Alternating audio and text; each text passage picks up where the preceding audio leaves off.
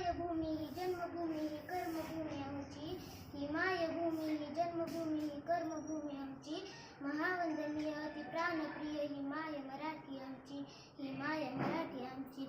सन्माननीय व्यासपीठ, आदरणीय गुरुजन वर्ग आणि गेले बालमित्रांनो, आज कवी कुसुमाग्रज यांचा जन्मदिवस 27 फेब्रुवारी हा दिवस आपण मराठी भाषा गौरव दिन म्हणून साजरा करीत आहोत.